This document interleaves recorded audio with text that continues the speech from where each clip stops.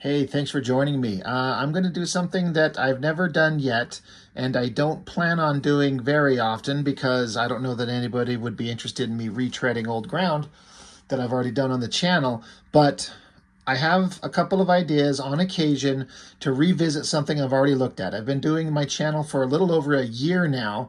It's a year and 2 or 3 months, March, April, May, yeah, year and 3 months. And this X-Men #1, this is one of the earliest books I ever reviewed. My brother John, who's got his own channel, I'm sure some of you have watched some of his stuff. This was one of, if not the first thing that him and I looked at together because it was such a big part of our childhood. And like we were saying in that video, what can be said about this comic that hasn't been said a million times already by a million different people? X-Men #1 by Jim Lee and Chris Claremont, the highest selling American comic book of all time, more than 8 million copies. That record will never be broken. And a lot of that was due to variant covers and things like that.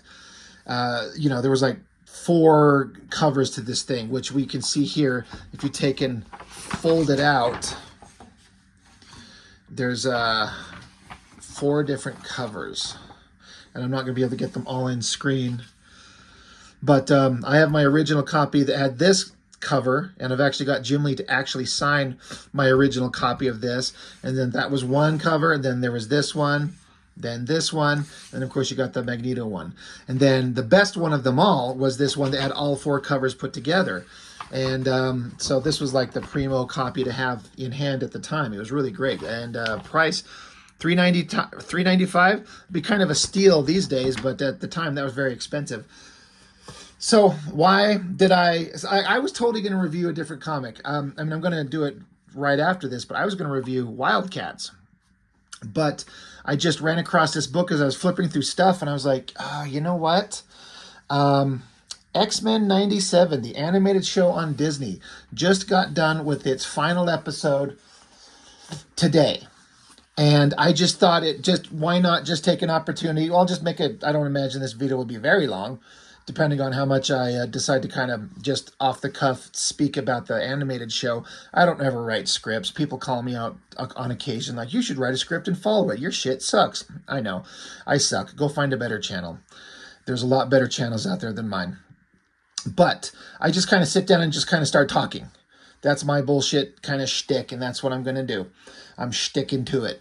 So, the X-Men '97, I remember when they announced it, because it was supposed to be, not supposed to be, it is a direct, specific, exact sequel to the original show from the 90s, X-Men '97. And that cartoon is a direct, specific response to this book and the subsequent issues that Jim Lee did, and the X-Men of that era. X-Men had existed long before this, but it was never this popular in terms of sales and kind of a mad fever pitch of excitement. I don't work in the industry, but as I understand it, once Claremont got a hold of the X-Men, he just started, the book just became extremely successful and extremely popular through the 70s and 80s. But then it just reached a crazy, insane high in the 90s. And the big thing, I think, that pushed it over the edge was the popularity of Jim Lee on the art. But, so this comic comes out, goes on for, Jim Lee does, 11 issues, and then other artists take on the mantle, and the book continued. But this iteration of X-Men is what was, because it was so popular, it inspired that cartoon, which in turn, as I recall, as I understand it, was very, very popular. Everybody was into it. Myself included. We're all just thinking this is the greatest thing. Now you go back and look at it. I think there was a lot of stories that were good. The animation was not the best, but these guys at Disney, they get the idea, the rights. They worked out a deal to do a continuation of that show. 10 episodes. Episode 10 just dropped today as of this recording. This will be going up Thursday, the day after. And I remember when they announced it, I was like, oh, this could be awesome. And then as time went on, then we saw some bits and pieces of the animation or still shots. It was like, that doesn't look that exciting. If I remember correctly, my brother, John, I don't think he was particularly excited about it. If I remember correctly, John, you might have to chime in. I think he was like, we're like, oh, okay, we'll check it out. But once the show started, I thought episode 1 was great. Really, really good. And then episodes 2, 3, 4, they were all kind of fine. And then episode 5 knocked us all on our asses.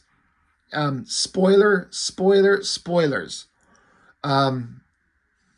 This incredible fight scene on Genosha with this giant, huge-ass 3-headed bug monster sentinel robot. Incredible battle, and Gambit ends up dead in one of the coolest, most dramatic scenes I've ever seen. It was so well done. And then we were all kind of like, oh my God, what's going to happen next? And I thought the episodes 6 and 7, 8 were kind of fine. Episode 9 blew us all on our asses, especially at the end when Magneto ripped the adamantium out of Wolverine. My brother showcased that comic on his channel in response to that. And so we were all excited to watch the final episode. Now, again, I just watched it early this morning before I went to work. I've seen some people posting on it saying that the final episode was an absolute masterpiece. I hit up my brother and said, dude, as soon as you watch it, hit me up. I want to know what you think. And we both agreed. We both felt it was kind of a dud. It was fine. It was good. It had some interesting things, but it didn't focus on the stuff I really, really wanted it to. There was the implication that my brother suggested that once Professor X had to get into Magneto's mind and shut him down, the merging of their minds would lead to Onslaught, which would be the teaser for season 2. And there was absolutely zero hint of that. Now, Onslaught is no one's favorite story, I don't think. But it was a big story, and I bet you they could make something interesting out of it. But it looks like they're going the direction of Apocalypse. Looks like Apocalypse is going to resurrect Gambit as the Horseman of Death.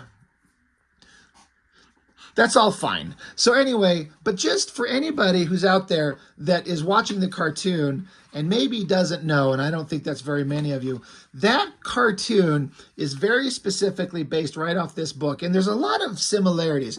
You got Magneto trying to be a good guy, trying to avoid humanity on Asteroid M up in space. I know this has happened a couple of times, I guess, with the Asteroid M up in space, humans involving themselves with them.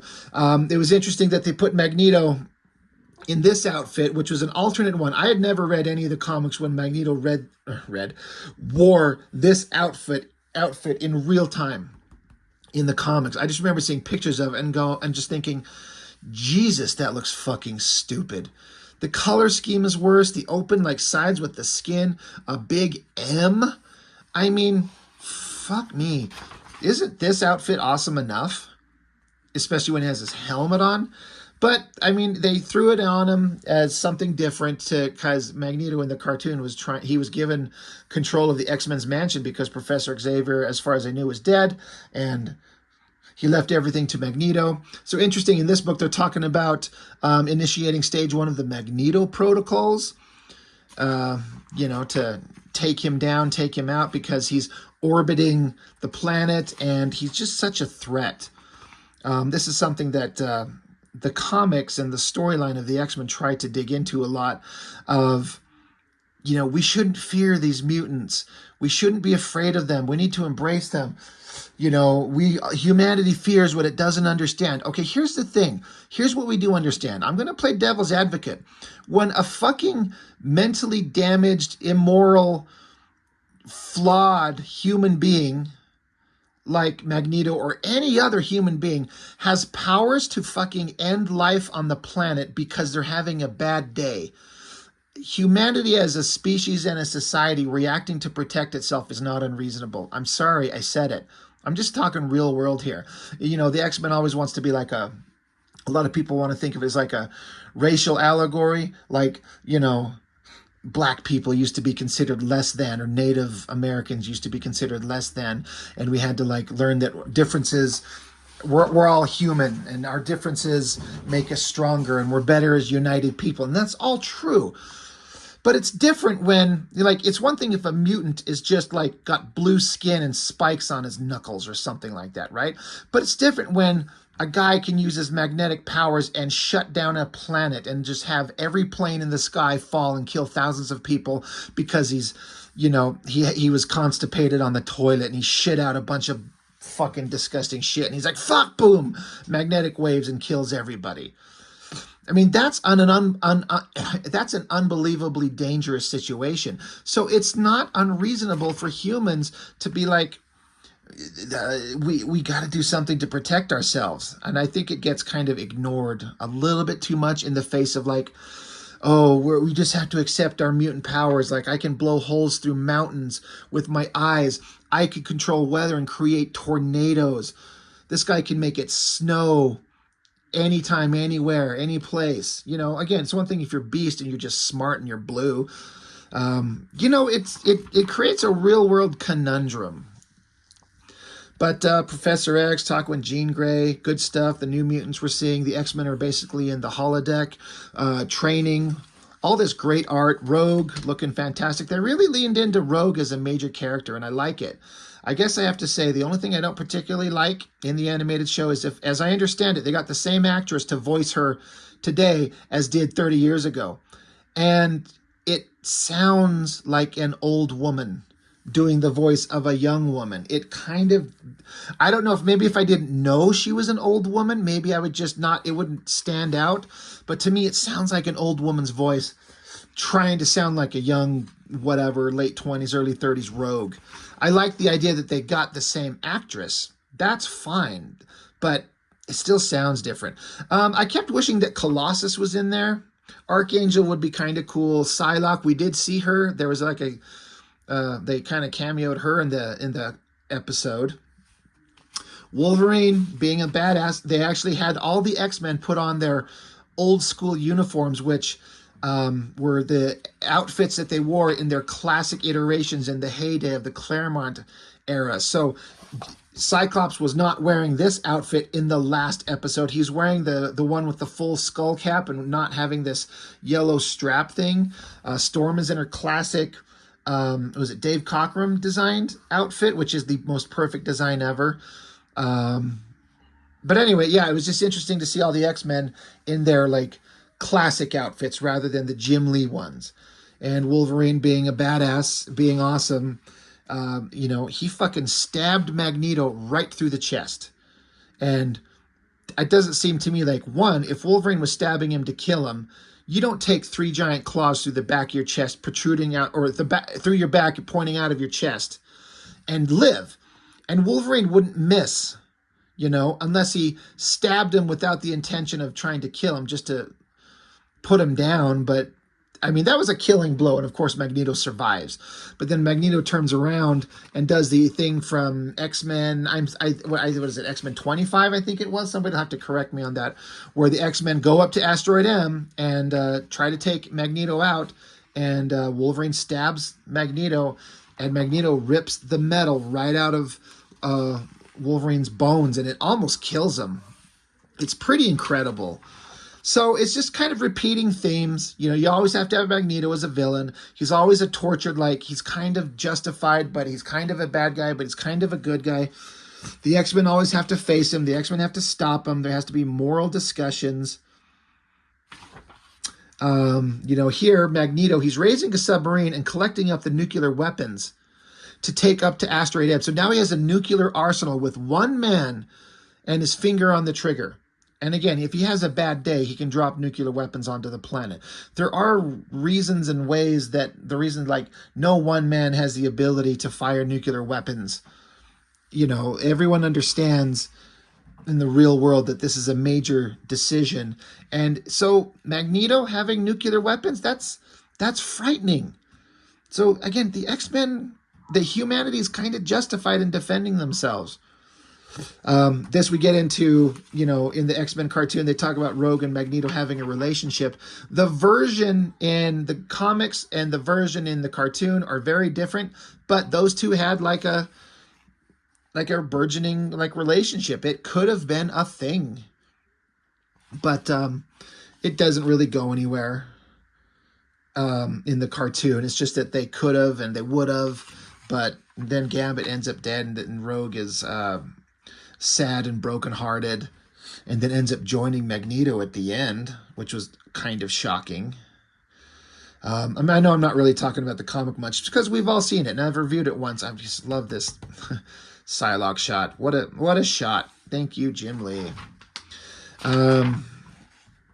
Good drawings, though. All this stuff. Cyclops unloading on him. Wolverine's coming at him to kill him. Magneto's like, God damn it, Wolverine's going to kill me. Why the hell are they trying to kill me? I'm just trying to defend myself, is his logic. And then Rogue, trying to appeal to him. She's like, look, you're proving them right. And in the middle of this, the humans fire missiles that hit Rogue. And so Magneto detonates a fucking nuclear bomb. Now, this is like a little panel in the book, but the consequences of that were completely ignored. But detonating a nuclear weapon would be a major, major event in the events of the world. And it's never addressed again. It's just like it never happened. So, you know, as the book goes on, there's a bunch of new followers of Magneto. The X-Men have to fight them. Gambit can literally catch a grenade being shot at him out of the air and throw it back at the guy.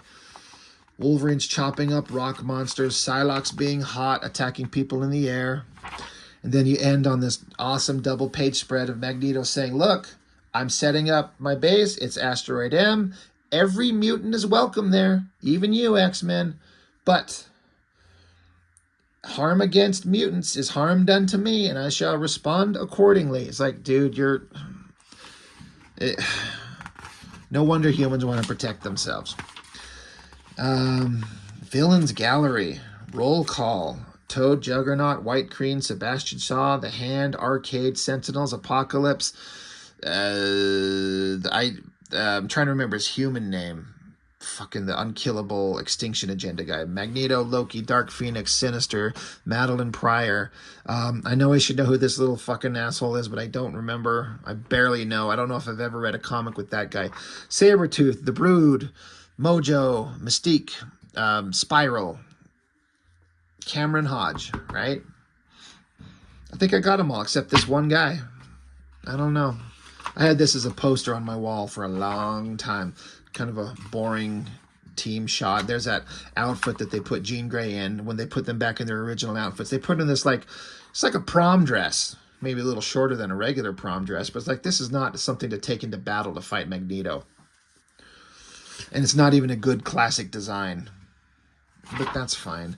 This is one of my favorite things. There's so much like lighthearted, fun storytelling going on. First, you get a big shot of Psylocke looking sexy as hell. Cyclops up here spinning the volleyball, not worried for a second that Gambit's over here vaguely sort of putting the moves on Jean Grey, and she's just like busting his finger.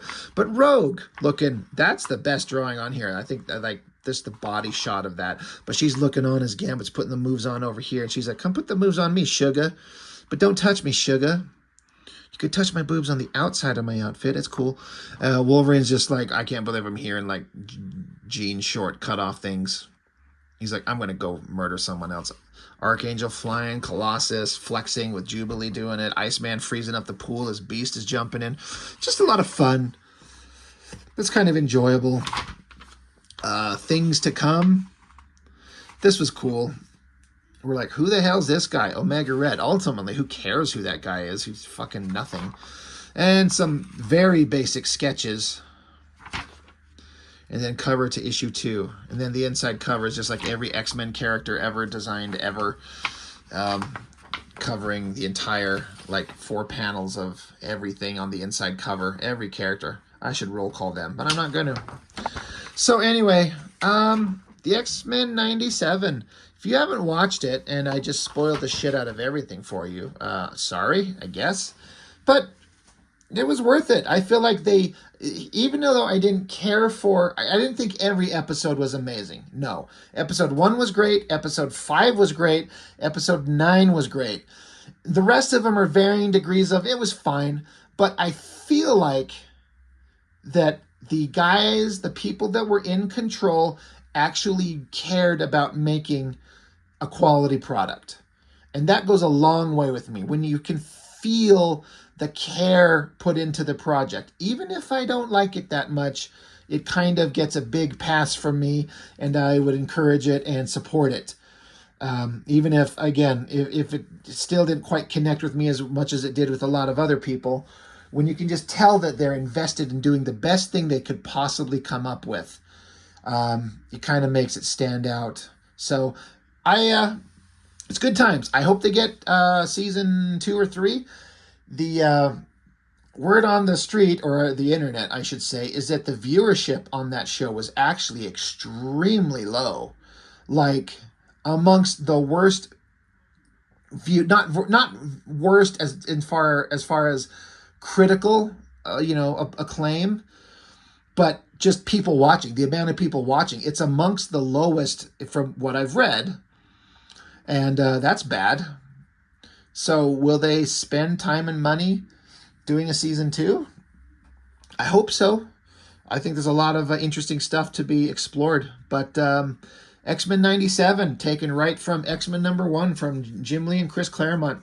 Good stuff. So go watch it. It's good times.